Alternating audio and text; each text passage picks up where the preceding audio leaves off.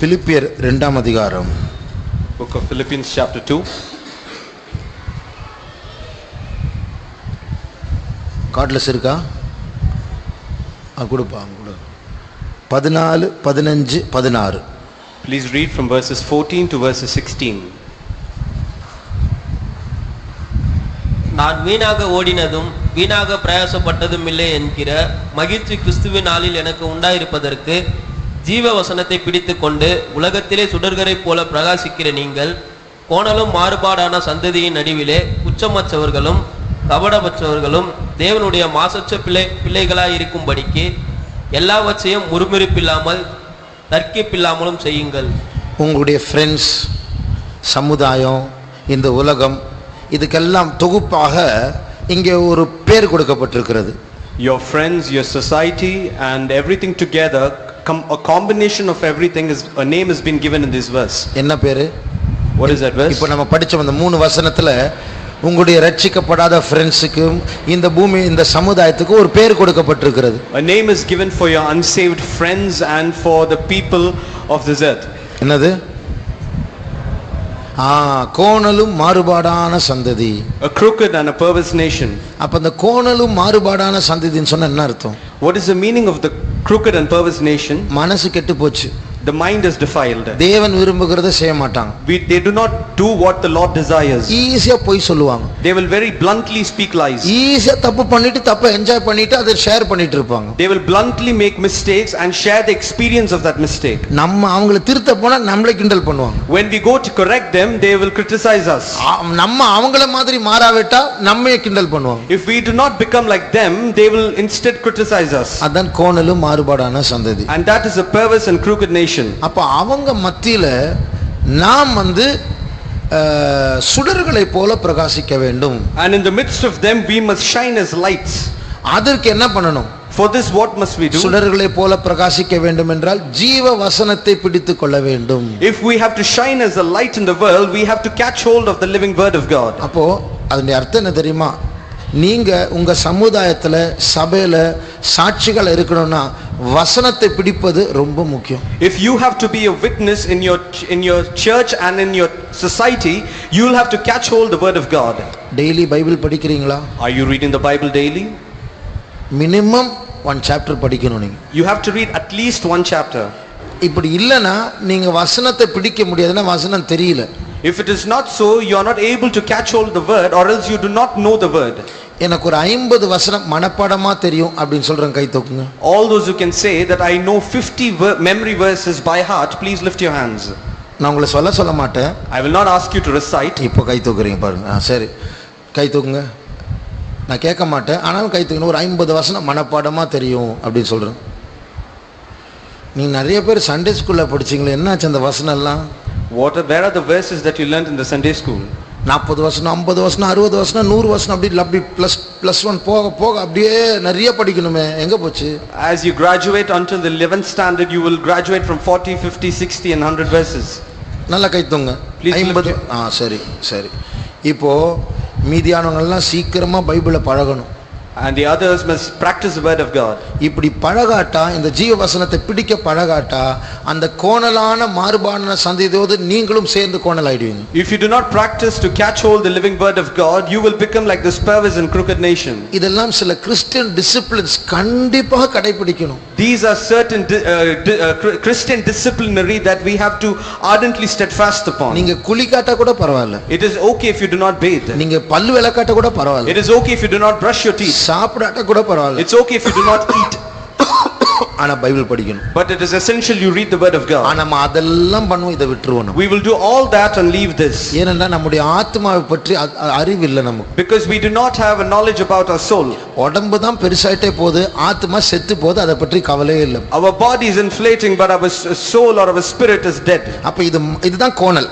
And this is a crooked. அப்போ அந்த கோணல் தன்மை மாற வேண்டும் என்றால் ஆத்மாவுக்கு முக்கியத்துவம் கொடுத்து சரீரத்திற்கு அவ்வளவு முக்கியத்துவம் கொடுக்காமல் இருக்க வேண்டும் என்றால் பைபிள் படிக்கணும். If you have to not give importance to cricket, you have to not give importance to your body, but instead you have to give importance to your soul, and likewise you need to catch hold the word of God. இன்னைக்கு உலகத்திலே எத்தனையோ நட்சத்திரங்கள் இருக்கிறார்கள், மனுஷர்கள், அவர்கள் நட்சத்திரங்கள் என்று அழைக்கப்படுகிறார்கள். Today there are many stars of this earth amongst men. Pop stars, rock stars, sports stars, movie stars, porn stars, எல்லாம் ஸ்டார் தான். They are called as pop stars, rock stars, movie stars and porn stars. அப்ப இவங்க எல்லாம் பைபிள்ல celebrities, அவங்க பிரகாசிக்கிறாங்க உலகத்துல, ஆனா தப்பான வெளிச்சம் கொடுக்கறாங்க. And these are all celebrities and they are giving the wrong light. இவங்க ஃபேமஸ் ஆகணும்னா பிசாசோட ஒப்பந்தம் பண்ணாதான் ஃபேமஸ் ஆக முடியும். If they have to become famous, they have to compromise or make a covenant with the devil. ஒரு rock musician வேர்ல்ட்ல famous ஆகணும்னா சாத்தானோட உடன்படிக்கை பண்ணினாதான் அந்த பிரபலமே கிடைக்கும். If a rock musician has to become famous, he has to have a covenant with Satan. சில popular உலகத்திலே பிரபலமான movie stars, even ஹாலிவுட்ல இருக்கிறவங்க, அவங்க இந்த சில சடங்காச்சாரங்களை செய்து சாத்தானோட ஒப்பந்தம் பண்ணினாதான் அவங்க வருவாங்க, இல்லைன்னா முடியாது. If certain celebrities of or the movie stars who are even in Hollywood, they need to do a certain kind of ritual which makes a covenant between them and Satan, and that's when they can become famous. ஒரு ரட்சிக்கப்பட்ட ஒரு Bourne star, ஆபாச பட நடிகை, அவள் ஒரு சாட்சியில் சொன்னாள். There was a saved porn star and she spoke a testimony. ஒரு போர்ன் ஸ்டாரா ஒரு ஆபாசப்படுத்தல் நடிக்க வேண்டும் என்றால், பாப்புலர் ஆக வேண்டும் என்றால் சாத்தானோடு உடன்படிக்கை பண்ணணும். If she has to become famous as a porn star, she needs to make a covenant with Satan. அப்போ அந்த பாப்புலாரிட்டி, அந்த ஸ்டாரை மாற்றுவதே பிசாசு தான். And it is Satan who makes her popular or makes her as a star. அப்போ அவர்கள் மத்தியில அவங்க எல்லாம் உலகத்துல ஜொலிக்கிறாங்க, நிறைய யூத்ஸ் அப்படி இழுக்குறாங்க அவங்க எல்லாம். And they are the people who shine in this world, and they are seducing or attracting many people into them. அப்ப அதே உலகத்தில் நீங்க ஜொலிக்க வேண்டும், பிரகாசிக்க வேண்டும் என்றால் பைபிள் அறிவு வேணும். And the same earth, if you have to shine, you will have to know about the Bible. காலேஜ்ல எனக்கு சொல்லி கொடுத்தாங்க, today's news paper is tomorrow's waste paper அப்படின்னு. In college they taught me that today's newspaper is tomorrow's waste paper. காலையில paper வந்தோம்னா படிச்சிருவோம், அடுத்த நாள் திருப்பி படிப்போமா? When the newspaper comes in the morning, we will read it. Would we read it the next day? ஆனா Bible அப்படி அல்ல. But the Bible is not so. Bible வந்து ஜீவ வசனம். Bible is the living word. நம்முடைய லைஃபை மாற்றக்கூடிய வார்த்தைகள். It is a word that transforms our lives. அப்ப அதை பிடிக்கணும்னா அதை படிக்கணும். If we have to catch hold, we have to read. அப்போ இந்த பழக்கம் கண்டிப்பா நீங்க ஆரம்பிக்கணும். This practice must be mandatory. ஜனவரி 1ஆம் தேதியே தேவன் நிறைய பைபிள் படிக்கணும், இல்லனா பொய் நாவி ஏமாற்ற வரும். God himself told on January 1st that we need to read the word of God, or else the spirit of lying will attack you. அப்போ இன்னைக்கு பைபிளே புரட்டி பேசக்கூடியதான நாட்கள் வந்திருக்கிறது. These are the days where there are people who controversially speak against the word of God. அப்போ தேவன் நம்மை இதுவரைக்கும் பாதுகாத்தா நடத்தினார், ஆனா நிறைய போராட்டம் வரதுக்கு ஒரு காரணம் வசனத்தை படிக்காததனால். The Lord has preserved us and kept us hitherto, but the reason why for many strives is to come is because of the lack of reading the word of God. ராணுவத்துல யுத்தம் டைம்ல, in the army during the war, lunch break எல்லாம் கிடையாது. there is no lunch break. எப்போ யுத்தம் வரும், எத்தனை நாட்கள் தூங்காம இருக்கணும், ஒண்ணுமே தெரியாது. They do not know when the war will outburst. There will be many sleepless nights. அப்போ அந்த வாரியர்ஸ் உடைய கையில சின்ன சாக்லேட் இருக்கும். And there will be a small chocolate in the hand of these warriors. அந்த சாக்லேட்ல ஒருவேளை ஆகாரத்துடைய சத்து அதுல இருக்குமா? The chocolate contains a power of one meal.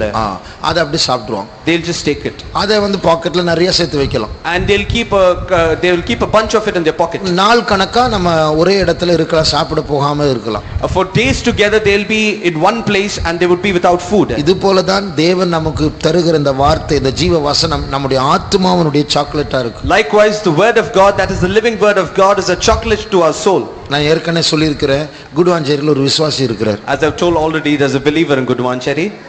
அவரு இந்த மாதிரி ஒரு டப்பாவுல ஒரு ட்ரிங்க் மாதிரி ஒரு பவுடர் வச்சிருப்பார், விக்கிறார். He had a powder in this kind of a box. என்ன விலை தெரியுமா? Do you know the cost of it? 10 வருஷத்துக்கு முன்னாடி 5000 ரூபாய். 10 years before it was 5000 rupees. இப்போ என்ன விலைன்னு தெரியல. Now we do not know what's its cost. T நகர்ல கடை வச்சிட்டு வித்துட்டு இருந்தார். He was having a shop of this in T Nagar. அது ஃபாரின் பவுடர் அது. And it was a foreign powder. பயங்கர strength. It gives you good strength. அப்போ அவ்வளவு காஸ்ட்லி உள்ளது. And it's very expensive. அப்போ அதை விட காஸ்ட்லி தான் Bible. And the Bible is more expensive than that. ஃப்ரீயா நம்ம கையில ஆண்டவர் கொடுத்துட்டா அதனால சீப்பா போயிடுச்சு. The Lord has given it freely in our hands and we have counted it as cheap. அதனால நாம் இந்த பொல்லாத உலகத்துல நம்முடைய ஃப்ரெண்ட்ஸோடு சேராமல் அவர்களுக்கு சாட்சியா இருக்க வேண்டும் என்றால் பைபிள் கண்டிப்பா படிக்கணும். Therefore this world, and if you need to be separated from your worldly friends, it is essential or mandatory that you read the word of God. எல்லாமே பேலன்ஸ்டா போணும். யூத் மீட்டிங் வரதுனால ஜெயிக்க முடியாது. Everything must be balanced, because just because you attend the youth meeting you will not attain victory. Sunday சர்வீஸ்க்கு வந்து அந்நிய பாஷை பேசுறதுனால ஜெயிக்க முடியாது. Because you come to the Sunday service and you speak in tongues you will not get victory. சனிக்கிழமை ராத்திரி ஜெபத்துக்கு வரதுனால ஜெயிக்க முடியாது. Because of the night prayer on Saturday you cannot get victory. எல்லாமே சேர்ந்து வரணும். பைபிளும் படிக்கணும். When everything is combined together and you by reading the word of God, that is when you can. இந்த டேப்லெட் சாப்பிட்டாதான் நம்முடைய ஆத்மாவுக்கு பாவத்தை எதிர்க்கக்கூடிய தெம்பு வரும். When you eat this tablet, that is when your soul will have the resistant power to resist sin. இப்போ ஒருத்தர் ரொம்ப சிக்கா இருக்கிறார். For example, someone is very sick. அசைக்க பலன் இருக்காது. சரீரத்தை அசைக்க He does not have strength to move his body. வேற யாரை தூக்கினா எதிர்க்க பலன் இல்லை. If somebody lifts him, there's no power to resist it. இது போல ஆத்மா செத்து போன நிலவரத்தில் அந்த டேப்லெட் அந்த வசனத்தை நம்ம சாப்பிட விட்டால் பிசாசு வா அப்படி சொன்னா உடனே கீழ்ப்படிவோம். Likewise, if our soul is dead without having this tablet, when Satan calls you come, you will just go. 2 வாரம் ஒரு சினிமாவும் பார்த்திருக்க மாட்டோம். For 2 weeks I would not have watched a movie. திடீர்னு பார்த்தா ஒரு ஞாபகம் வருது. Immediately a remembrance. உடனே கீழ்ப்படிஞ்சு உடனே மொபைல் போன் ஆன் பண்ணி அந்த யூடியூப் ஆன் பண்ணி அப்படி சினிமா பார்த்தோம். Implicit obedience by clicking on YouTube and watching the movie. ஏன்? Why? ஆத்மா செத்து போச்சு. Because the soul is dead. அது கூப்பிடும்போது முடியாது என்று சொல்ல பலனே இல்ல. When it calls, you do not have the strength to say no. அந்த சிந்தனை நினைவு வரும்போது உடனே அதை நிறைவேற்றக்கூடியதான ஒரு தெம்பு வருது. அதுதான் சாவு. When the thought comes, an immediate action to react towards it, that is the strength to it. அதனால இனிமே நீங்க கண்டிப்பா பைபிள் படிக்கணும். Therefore, please read the word of God. நீங்க சர்வீஸ்க்கு வரும்போது இந்த யாபேஸ்க்கு வரும்போது கூட பைபிளோடு தான் வரணும். When you come to the service, when you come to Yabes, you'll have to bring the Bible. வசனம் சொல்லும்போது பைபிளை ஓபன் பண்ணணும். When the word of God is said, you'll need to open the word of God. இங்கிலீஷ்ல ஒரு பழமொழி உண்டு. There's a proverb in English. You can lead the horse to the water but you can't make it drink. குதிரையை தண்ணீர் வரைக்கும் கொண்டு போலாம். குடிக்கிறது குதிரையுடைய வேலை அது. அதையும் நம்ம செய்ய முடியாது. You can lead the horse to a water but you can't make it drink. Likewise our life is. அப்போ நாங்க சொல்லி கொடுக்கலாம், விசாரிக்கலாம். அதுக்கு பிறகு படிக்கலனா அப்போ நாங்க என்ன பண்ண முடியும்? Therefore we can teach, we can inquire, but after that if you don't study, we can't do anything. அதனால தயவு செய்து உங்களுக்கு சொல்லுகிறேன், இனிமேலாவது டெய்லி பைபிளை படிக்க பழகுங்க. Therefore I request you, please read to the word of God daily. இந்த பைபிளை உங்க கையில கொண்டு வரதுக்கு எத்தனை பேர் செத்தாங்க தெரியுமா? Do you know how many people have died to bring this Bible in their hands? இந்த பைபிளை இங்கிலீஷ்ல டிரான்ஸ்லேட் பண்ணும்போது சிலர் செத்தாங்க தெரியுமா? Do you know there were people who died while translating this Bible into English? அப்போ எவ்வளவு பழக்கம், எவ்வளவு கஷ்டங்கள். Therefore how much of suffering. நான் மறந்துட்டேன், நீங்க நிறைய பேர் இந்த பைபிள் டிரான்ஸ்லேஷனுக்கு அவங்க அப்பா அம்மா எல்லாம் காணிக்கை கொடுத்திருக்காங்க. I forgot to say, but many of your parents have given offering for the translation of the Bible. அதுல இந்த சில வருடங்கள் முன்பு அந்த பைபிள் சொசைட்டில இருந்து ஒரு சுற்றறிக்கை அனுப்புனாங்க. A couple of years back they sent a notice from the Bible Society. ஒரு வார்த்தை டிரான்ஸ்லேட் பண்றதுக்கு சில 1000 ரூபாய் ஆகுமா? ஒரு வார்த்தை பைபிள்ல ஒரு வார்த்தை. To translate one word from the Bible, it costs many rupees. அப்போ அது எவ்வளவு அமௌண்ட் நான் மறந்துட்டேன் நான். I forgot how much it costs. அப்போ இதெல்லாம் நமக்கு ஃப்ரீயா அவங்க வந்து ஒரு வார்த்தைக்கு இத்தனை 100 ரூபாய், அத்தனை வார்த்தைக்குனா எத்தனை 1000 ரூபாய் இருக்கும் பைபிளுடைய மதிப்பு. ஆனா நமக்கு 100 ரூபாய்க்கு விக்கிறாங்க. அதனால தான் ஜிப் போட்டு மூடி ஓரத்துல வச்சிட்டோம். Therefore for one word, if it costs that many hundreds of rupees, likewise for the complete Bible, how much more it would cost. Therefore when this Bible is sold to you for 100 rupees, you just take it very casually and keep it in your hand, closing it, keeping it at home. நீங்க வந்து ஒரு 50,000 ரூபீஸ்க்கு ஒரு gift வாங்கி ஒருத்தர்ட்ட ரொம்ப பிடிச்ச ஒருத்தர்ட்ட கொடுக்குறீங்க. For example, you have purchased a gift for about 50,000 rupees and you give it to your dearest friend. ஒரு வாரம் பொறுத்து நான் ஒரு பார்சல் கொடுத்தேன், பிரிச்சிங்களா? இல்ல அங்க தான் இருக்குது அப்படினா எப்படி இருக்கும் உங்களுக்கு? After 1 week you inquire, I gave you a parcel, did you open it? How would you feel? அவங்க அங்க தான் இருக்குதுன்னு சொல்றாங்க. He is saying that it is there. அது எப்படி இருக்கும்? Do you know how would you feel? இவ்வளவு நான் செலவு பண்ணி அவங்களுக்கு நேசிச்சு நான் கொடுத்த ஓரத்துல வச்சுட்டு அப்படியே இருக்கிறாங்களே. How much I have spent and given it to them out of love, but they have just kept it aside. நீங்க கையில வச்சிருக்கிற பைபிள் 100 ரூபாய் 500 ரூபாய் இல்ல, அது எத்தனையோ கோடி ரூபாய் மதிப்புள்ளது. The Bible that you kept in your hand is not 100 or 500 rupees, but it costs crores of rupees. யாரோ ஒருத்தர் கிரயம் செலுத்தி நமக்கு ஃப்ரீயா கொடுத்ததுனால அதை மதிக்காம இருக்க கூடாது, கணக்கு இருக்கும். Because somebody has paid the price and have given it to you freely, therefore it doesn't mean that you have no respect towards it. கணக்கு ஒப்புவிக்க வேண்டும். You will have to give account for it. உங்களுடைய வாழ்க்கையினுடைய முடிவில் accountability, அதாவது கணக்கு ஒப்புவிக்க வேண்டிய ஒரு சூழ்நிலை இருக்கு. At the finale or at the end of your life there is an accountability for which you need to be account to. நான் ஸ்கூல்ல படிக்கும்போது நான் ரட்சிக்கப்படல. When I was studying in the school I was not saved. அப்போ நான் சொல்லுவேன், என் life என் இஷ்டம், my will my pleasure அப்படி தான் சொல்லுவேன் அடிக்கடி. I would say my will, my pleasure, my life. நீ தலையிடாத. You do not interfere. என் உடம்பு இது. It is my body. நான் செய்வேன். I will do. இப்படி யாராவது சொல்றீங்களா? Have you anyone said like this? ஆனா ஒரு நாள் சாகணும். But one day you'll have to die. அந்த மை லைஃப் மை பிளஷர் எல்லாம் சாகற வரைக்கும் தான். அதுக்கப்புறம் அதை ஆண்டவர்கிட்ட கொடுத்துட்டு அவர் கணக்கு கேட்பார். சொல்லு, மை லைஃபா நான் கொடுத்த உனக்கு சொல்லு, கணக்கு கொடு. My life, my pleasure is only until the time you die, but after you die God is going to ask account, what did you do with it? நமக்குள் கொடுக்கப்பட்ட சுயாதீன உரிமை என்று சொல்வது சாகற வரைக்கும் தான். அதுக்கப்புறம் அது எடுக்கப்படும். The self will that is given to us, it is independent until the time you are alive, but after that it belongs to God. இப்போ நிறைய பேர் ரொம்ப ஆடிட்டு இருக்காங்க உலகத்துல, என் வாழ்க்கை என் உடம்பு நான் என் இஷ்டம், என்னை யாரும் ஒன்றும் கேட்க முடியாது. ஆமா, கேட்க முடியாது, சாகர வரைக்கும் தான். Many of you are dancing and saying nicely, my will, my life, but yes, it is true, it is only until the time that you live, but after you die you need to give account for it. அதனால தேவனை பயப்படுவோம். Therefore let us fear God. வேதத்தை வாசிப்போம். Therefore let us read the word of God. நம்ம அந்த சில வசனங்களை நமக்கு மனப்பாடமா தெரியணும். We need to memorize certain verses. பார்க்காம சொல்ல தெரியும். We need to say it by heart. நான் வீட்டில் இருக்கும்போது, சின்ன பையனா இருக்கும்போது ஃபேமிலி ப்ரேயர்ல நான் சில நேரம் பைபிள் படிப்பேன், மாறி மாறி படிப்போம். When I was a little boy, during the family prayer, we used to take turns and read the word of God. மற்றவங்க எல்லாம் கேட்பாங்க. And the others will listen. அந்த பைபிள் படிக்கும்போது நான் வாசிக்கிறதுல மிஸ்டேக் இருந்தா அப்பா இல்லைன்னா அம்மா திருத்துவாங்க. அப்படி இல்லை இப்படி நான் பார்க்காமலே சொல்லிடுவாங்க. When I used to read the Bible and if I made a mistake, my father and my mother, without seeing the Bible, they will correct me. அப்போ நான் பார்த்து படிக்கிறேன், தப்பு பண்றேன், பார்க்காம திருத்துறாங்க. I am reading the Bible by looking into it, but they are correcting me without seeing it. அது போல நம்ம பைபிளை மனப்பாடம் பண்ணோம், பழகணும். Like this we need to practice to memorize the verses. தயவு செய்து சொல்லுகிறேன், அடுத்த வாரத்துல நீங்க கை வீசிட்டு சபைக்கு வராதீங்க. I kindly request, do not just sway your hands and come to the church. Bible உங்களுடைய பொக்கிஷம், அது உங்களுடைய பட்டயம், அதை நீங்க விரும்பி வைக்கணும் கையில. Bible is your treasure, it is your sword, you need to keep it desirously. நான் ஒரு ஃபெய்த்தம்ல இருந்த சில பாய்ஸ் வந்து ஒரு பியூரோ வச்சிருந்தாங்க. அங்க அவங்க பைபிள் இருக்கும், வீட்ல ஒரு பைபிள் இருக்கும், கை வீசிட்டு வரலாம். அதனால When I was in one local faith home, the boys, they had a cupboard, they used to keep one Bible here and the other Bible at home, so they used to come swaying their hands. அப்படி அவனா ரோட்ல Bible ஓடு வரதுக்கு வைக்கும், அப்படி வைக்கப்பட கூடாது. They were ashamed to catch hold of the Bible in the road. This shame must not be there for you. அந்த வெட்கத்தை வெட்கப்படுத்தி பைபிளை சுமந்து நம்ம வர பழகணும். We have to overcome that shamefulness and we'll have to practice to bring the Bible. அந்த அவ்வளவு விலையேறப்பட்ட பைபிளை கையில சுமப்பது, அதற்கு அதை வெட்கப்படுத்துவது எவ்வளவு அசிங்கமான ஒரு காரியம். Therefore to be ashamed of catching such a precious Bible in your hand, what a great shame is it. அதனால தேவன் நம்மை அந்த வேதத்தை வாசித்து மனப்பாடம் பண்ணக்கூடிய, சுமக்கக்கூடிய, கையில் ஏந்தக்கூடிய அந்த ஞானத்தை, கிருபையை, சந்தோஷத்தை, மகிழ்ச்சி அவர் தர வேண்டும். The Lord must give us the wisdom, joy and happiness and gladness to bear this word of God and to bring that Bible with us.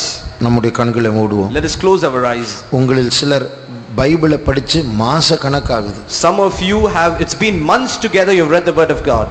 போனது போட்டோம், இனிமேல் இன்றைக்கு ஒரு தீர்மானம் பண்ணுங்க. Past is past, but today you make a decision. இன்றிலிருந்து daily குறைந்தபட்சம் ஒரு அதிகாரத்தை நான் வாசிக்க போகிறேன். From today onwards, at least one chapter I'm going to read every day.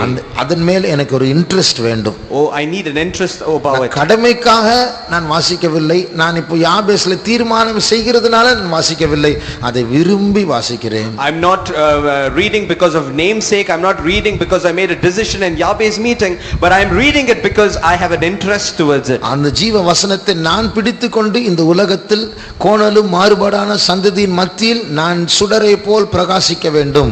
I need to read the word of God, and amongst the midst of a crooked and perverse nation, I need to shine as a light. அப்படி விரும்புகிறவர்கள் முழங்கால் படியிடுங்கள். Those who desire, please stand on your knees. நீங்கள் முழங்கால் படியிடுகிறது தேவனுக்கு முன்பாக உங்களுடைய தீர்மானமா இருக்கட்டும். You standing on your knees is a decision or a determination before the presence of God. இனிமேல் டெய்லி ஒரு நாளில் அதிக பைபிளை படிப்பேன். Henceforth, from today, I'm going to read at least one chapter of the Bible every day. அது மாத்திரமல்ல, Not just that, ஆண்டவர் நம்முடைய மனதை புதுப்பிக்க வேண்டும். the Lord must renew our mind. அப்பொழுது பைபிளை வாசிக்கிற காரியங்கள் மனசுல பதியும், மறக்க மாட்டோம். Then the verses that we read will be sown in our mind and it will not depart. உங்களுக்கு ஏற்கனவே 2 வசனம் தெரியும். Already you know certain verses. என் ஆத்துமாவே கர்த்தரை ஸ்தோத்திரி, அதெல்லாம் நம்ம சொல்றோம். அதெல்லாம் வசனம் தான், பைபிள்ல 2 வசனம் தெரியும். We know 2 verses, bless the Lord, O my soul. Like these verses we know. அப்ப இது போல சில வசனங்கள் தெரிஞ்சிருக்கலாம். Perhaps you might have known couple of verses. ஆனால் இனிமேல் நீங்கள் படிக்கும்போது, But henceforth, when you read, சில வார்த்தைகள் உங்களை டச் பண்ணும். certain verses might touch you. அதை நீங்க மனப்பாடம் பண்ணணும். And you by heart that. அதை நீங்க நாள் ஃபுல்லா chewing gum சாப்பிடுற மாதிரி நாள் ஃபுல்லா ஆசை போடணும். And you keep chewing that like a chewing gum each and every day. கர்த்தர் கிருபை தர வேண்டும். The Lord must give us His grace. நீங்கள் முழங்காலில் நிற்பது கர்த்தரை கனப்படுத்துகிற ஒரு செயலாய் இருக்க கடவுது. You standing on your knees is a matter of you honoring God. சத்தமாக கரங்களை உயர்த்தி ஒரு 50 ஸ்தோத்திரம் பண்ண போகிறோம். Let us lift up our hands and with a loud voice let us praise God 50 times. வேதத்தை விரும்பி வாசிக்க கர்த்தர் நம்மை உயர்த்த வேண்டும். The Lord must revive us in order to love and read the word of God. நாளைக்கு காலையில் இதை மறக்க கூடாது. Tomorrow morning I must not forget. நினைப்பூட்டுகிற பரிசுத்த ஆவியானவர் நம்மை ஞாபகப்படுத்த வேண்டும். The spirit of remembrance, that is the Holy Spirit, must bring this to our remembrance. அதற்காக கர்த்தரை ஸ்தோத்திரிப்போம். Let us praise God. ஸ்தோத்திரம் ஸ்தோத்திரம் ஸ்தோத்திரம் ஸ்தோத்திரம் ஸ்தோத்திரம் ஸ்தோத்திரம்